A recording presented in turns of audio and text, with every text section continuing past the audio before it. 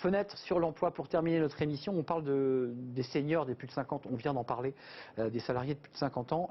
Comment valoriser leur employabilité? On en parle avec Jean-Roch Sergent. Bonjour, merci d'être là. Alors, c'est compliqué de vous présenter, hein, parce que on va parler des slashers, de ceux qui ont multi-activités. Alors, directeur international et partenariat management de transition chez Scalis Portage Salarial, directeur associé chez WeRate, ça c'est une start-up. Oui. Et puis vous êtes membre du réseau Oudino. Alors ça c'est un réseau, donc vous êtes membre depuis 2013 si je ne m'abuse. Tout à fait. Et c'est quoi? Vous êtes parrain, vous êtes recruteur, c'est quoi le réseau Oudino? Alors le réseau Oudino, et c'est ce titre-là que j'interviens aujourd'hui, est un réseau de 450 à 500 cadres dirigeants sur Paris et l'Île-de-France.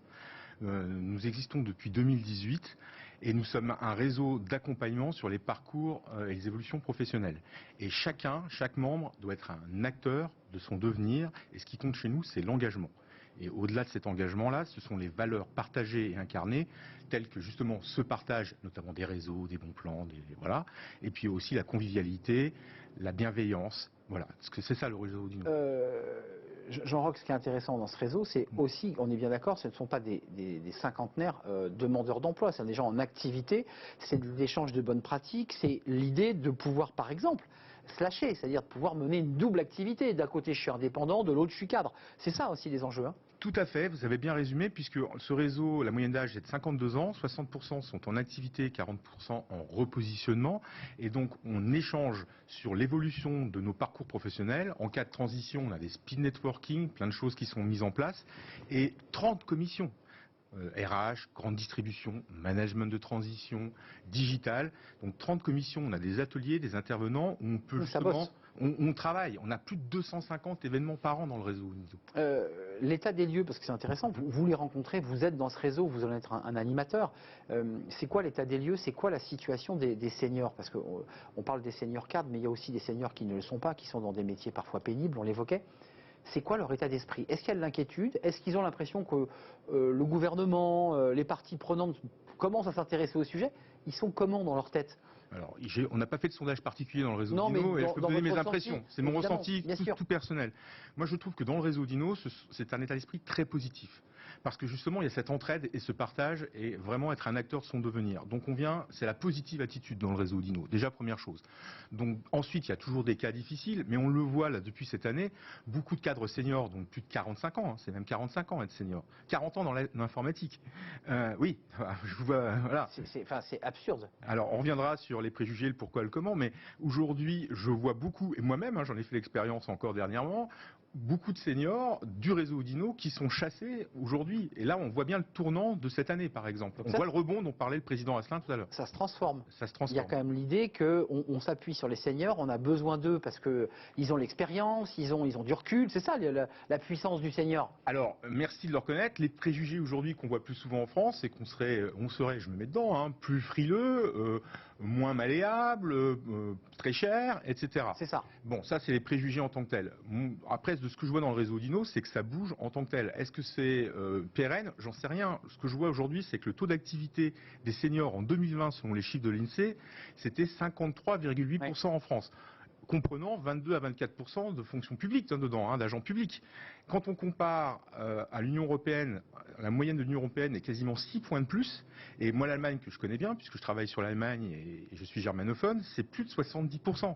Donc ça veut dire un écart de 16 points en France aujourd'hui encore. Donc on a encore des marges d'amélioration. On a des marges de progrès énormes, notamment peut-être, et c'était l'occasion de rencontrer le président Asselin aussi, auprès des PME-PMI, parce que je pense que le temps partagé, voilà, on revient sur le slash, est une des solutions pour les PME-PMI qui ne peuvent pas s'offrir à plein temps un cadre expérimenté senior et qui peuvent partager le temps, ce qui est mon cas aujourd'hui par exemple. Voilà.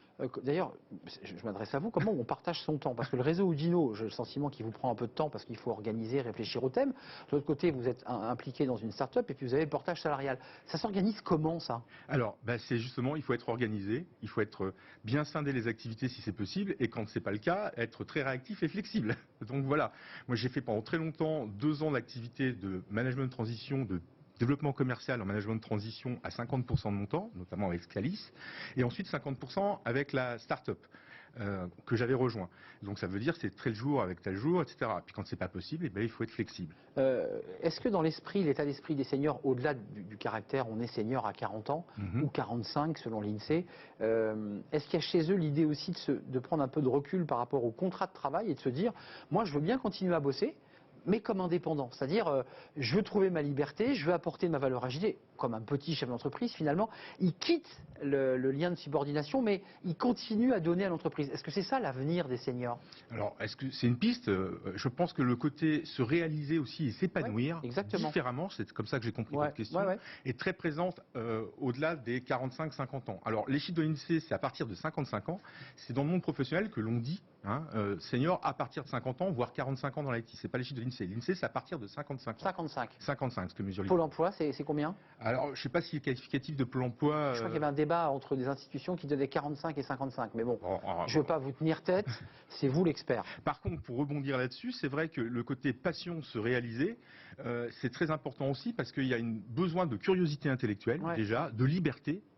De vivre des expériences. Et de choisir ses combats avec moins de contraintes, de subordination, d'où l'indépendance en tant que telle. Ou alors, comme c'est mon cas, moi je suis passé de manager de transition à salarié, parce que ça m'a permis d'avoir aussi de la continuité, de la visibilité, tout en étant sur cette partie intrapreneuriale, avoir une activité entrepreneuriale où je prends du risque et sécuriser mon risque, par exemple. Ce que vous nous dites, c'est que ce qui est intéressant, c'est la multiplication des expériences qui se nourrissent les unes aux autres. Tout à fait. Et c'est là qu'on trouve des synergies aussi très intéressantes en termes de réseau, de connexion professionnelle. C'est d'une richesse, de notre point de vue, puisqu'on est quelques-uns à être slasheurs dans le réseau Audino.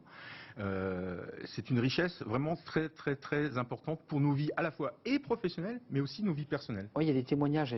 J'ai 63 ans, réseau Audino, j'ai 63 ans, une carrière professionnelle en 3 grands volets. Une première à des fonctions commerciales et en business développement, une seconde en consulting. Aujourd'hui, j'interviens en tant que manager de transition pour un groupe international. D'ailleurs, ça vous ressemble un petit peu. Il y a quand même cette idée chez eux qu'ils veulent sortir de la routine et de créer un peu, pas l'aventure, mais des expériences nouvelles, se nourrir d'expériences. Est-ce que c'est ça qui a guidé vos pas aussi? Au-delà de l'aspect financier, puisqu'on ne l'a pas évoqué, mais c'est pas inintéressant financièrement. Je pense qu'il y a aussi le besoin de pouvoir ne pas se priver d'opportunités et pas de rester sur un rail.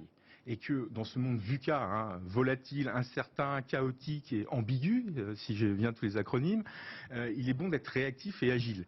Et là, c'est l'occasion de concilier ça, cette agilité, cette certaine réactivité, et en même temps cette dimension épanouissement personnel, plaisir.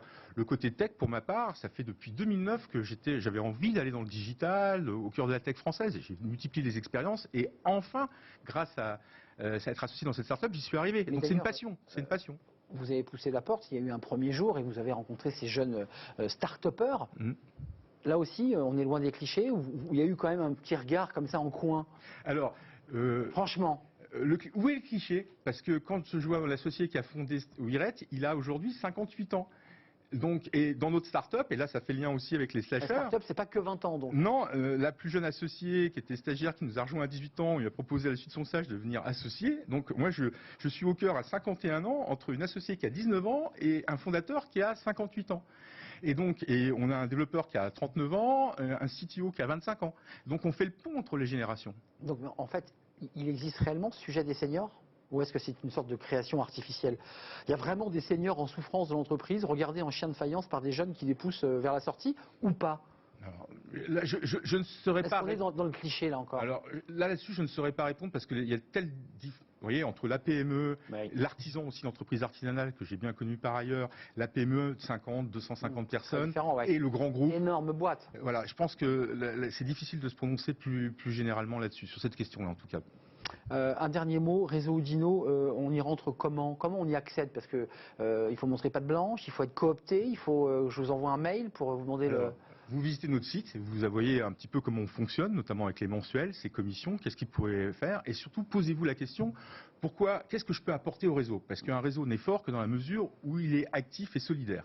Et nous, ce qu'on demande, encore une fois, c'est cette notion d'engagement. Une fois que vous êtes posé de cette question-là, vous pouvez déposer votre candidature avec votre CV en ligne, et ensuite, ce sont des recrutements qui ont lieu avec 2 recruteurs par un, individuellement. Je suis également recruteur par un, j'ai rendez-vous à 17h. Et Avec un futur membre? si, Enfin, en tout cas, quelqu'un qui tape à la porte. qui frappe à la porte, et si un des recruteurs dit oui et l'autre dit oui, c'est bien. Si c'est pas le cas, on essaie de se mettre d'accord, de donner sa chance. Ce qui compte pour nous, c'est l'engagement sur la durée. C'est quoi les critères qui vont faire qu'à 17h, vous allez éliminer ou prendre cette personne? Qu'est-ce qu'il doit dire ou pas dire? Je ne vais pas le dévoiler avant le rendez-vous à 17h. Non, mais c'est quoi l'idée? L'idée, c'est comme l'amour.